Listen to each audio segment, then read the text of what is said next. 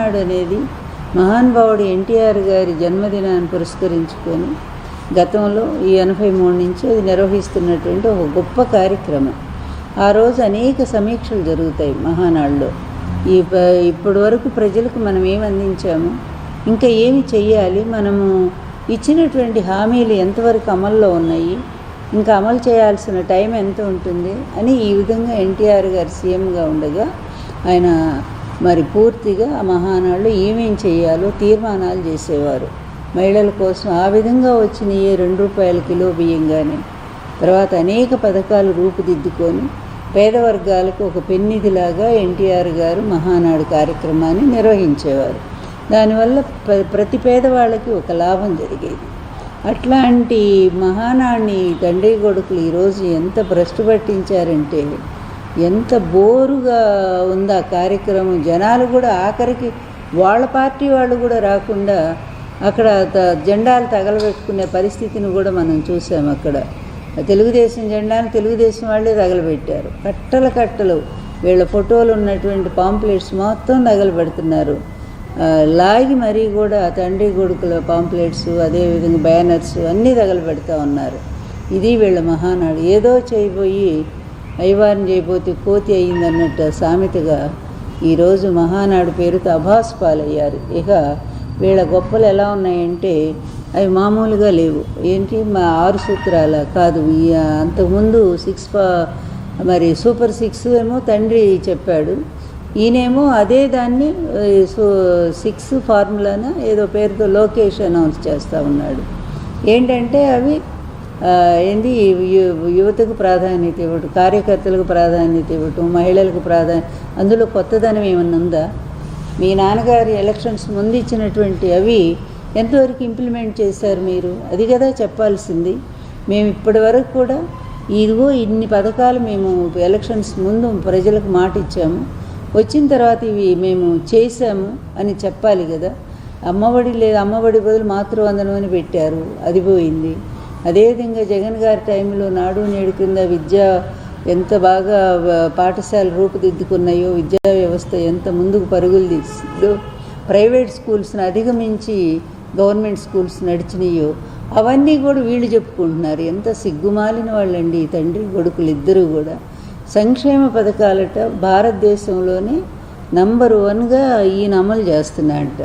అది జగన్ గారు చెప్పాల్సిన మాట. జగన్ గారు అమలు చేశారని చెప్పాల్సిన మాటనే ఈయన అది తీసుకొని అన్ని ప్రతిదీ అంతే కదా. ఆయన తీసుకొచ్చిన పరిశ్రమలు వీళ్ళు వెళ్ళటం, అక్కడ ఫోటో దిగటం, ఇది మేమే తీసుకొచ్చామని చెప్పటం. ఇంత అభాసు పాలైనటువంటి ప్రభుత్వము, ప్రజలకు ఇచ్చిన హామీలను అమలు చేయటంలో విఫలమైనటువంటి ప్రభుత్వం గతంలో ఎప్పుడూ చూడలేదని ప్రజలు ఎంత ఈసడించుకుంటున్నారంటే, ఇక అన్నిటినీ మించి ఏంటంటే వీళ్ళ పరాకాష్ట, హీన స్థితికి పరాకాష్ట చెప్పాలంటే, వీళ్ళ బలహీనతలకి మరి వీళ్ళ నీచత్వానికి, పనికిమాలిన రాజకీయానికి ఒక పరాకాష్ట స్థితి ఏంటంటే, ఎన్టీఆర్ ఆత్మ మాట్లాడుతుందని చెప్పి ఆర్టిఫిషియల్ ఇంటెలిజెన్స్తో ఒక కార్యక్రమాన్ని రూపొందించి అదేదో చాలా గొప్పగా ఈ తండ్రి కొడుకుల్ని పొగిడించుకోవటం. ఏమండి, ఎక్కడ ఎవరైనా నమ్ముతారా? ఇది తెలుగుదేశం వాళ్ళైనా నమ్ముతారా? ఎవరైనా నమ్ముతారా? ఎన్టీఆర్ గారు చివరి వరకు అల్లుడితో ఎంత విభేదించారో, ఎంత కొట్లాడారో, మళ్ళీ నేను అధికారానికి రాని నిన్ను అండమాన్ జైలుకు పంపిస్తానని చెప్పి అంత తీవ్రంగా మాట్లాడారు. ఈయన ముఖ్యమంత్రి అయ్యి మరి ఈయన ఆశీస్సుల కోసం వస్తే ప్రమాణ స్వీకారం చేశాక తలుపులు కూడా తీయలేదు ఎన్టీఆర్ గారు. అంత పౌరుషం ఉన్నాయన. అల్లుడిని ఎలా తిట్టారో అన్ని క్యాసెట్స్ ద్వారా మనం చూస్తూనే ఉన్నాం. జామాత దశమగ్రహ క్యాసెట్ రిలీజ్ చేసి ఇంత నీచుడు, ఇంత ఔరంగజేబు కంటే నీచుడు, తండ్రి లాంటి మామనే వంచినటువంటి దుర్మార్గుడు, విశ్వాసఘాతకుడు అని, అదేవిధంగా నాకంటే మహానటుడు ఇతను అని ఇన్ని రకాలుగా చంద్రబాబుని తిట్టిన ఎన్టీఆర్ వచ్చి ఈరోజంట మరి ఈయన పొగిడాడట. అదేవిధంగా లోకేష్ అంటేనే ఇప్పటికి కూడా ఒక లీడర్గా ఎవ్వరూ గుర్తించరు. అట్లాంటి వాడిని తీసుకొచ్చి నా మనవడు వారసుడు, ఈయన మనవడు ఎట్లా అవుతాడండి? కూతురు కొడుకు మనవడు అయితే వరస అవుతాడు తప్ప వారసత్వానికి మనవడు గాడు.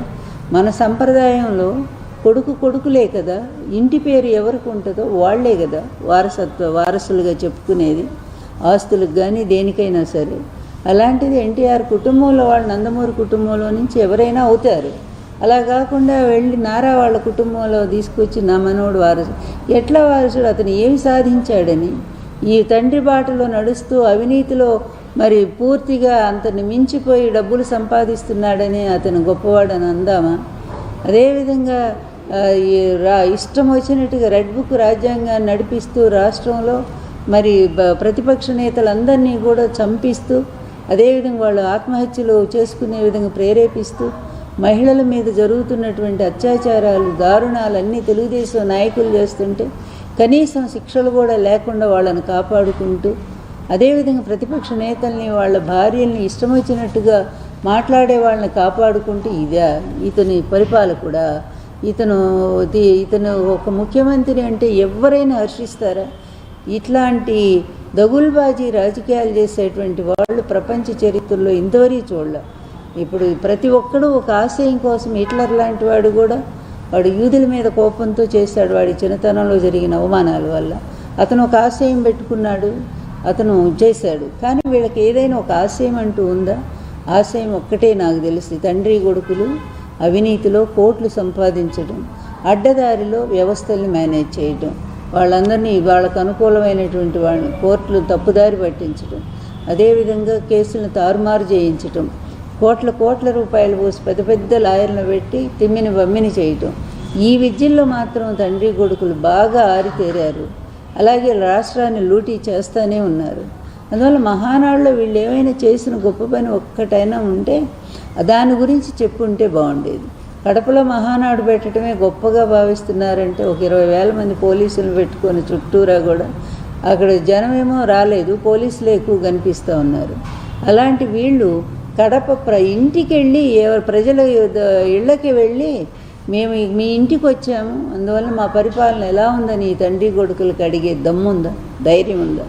కడపే కాదు, రాష్ట్రంలో ఏ మూలకైనా సరే మీ ఇద్దరు వెళ్ళి మా పరిపాలన ఎలా ఉంది, మా పరిపాలన చూసి మాకు ఓటేయి వేస్తారా అని చెప్పి ఒక్కసారి జగన్ గారిలాగా అడగండి. పాంప్లెట్ ఇచ్చి జగన్ ఏమేమి అమలు చేశాము, ఇవి చెయ్యలేదో టిక్కు పెట్టి చెప్పండి అని చెప్పిన ధైర్యం మరి మీరు చేయగలరా? అన్నిటినీ కూడా సర్వనాశనం చేశారు. జగన్మోహన్ రెడ్డి గారు ఒక పద్ధతి ప్రకారంగా రాష్ట్రాన్ని అన్ని రంగాలను ముందుకు తీసుకెళ్తూ అటు అభివృద్ధిలో ఆంధ్రప్రదేశ్ నంబర్ 1 చేశారు. అదేవిధంగా మరి జిఎస్టీలో కూడా ఆంధ్రప్రదేశ్ నంబర్ 1 అయింది. పోలీస్ వ్యవస్థ నంబర్ 1, రైతు భరోసా నంబర్ 1, తర్వాత చేయూత నంబర్ 1, నాడు నేడు స్కూల్స్ నంబర్ 1, ఇలా చెప్పుకు అమ్మఒడి నంబర్ 1. ఈ విధంగా ఇతర దేశాల నుంచి కూడా వచ్చి ఈ పథకాలు ఎలా అమలు చేయగలుగుతున్నారని చెప్పి చూసి వెళ్ళారు.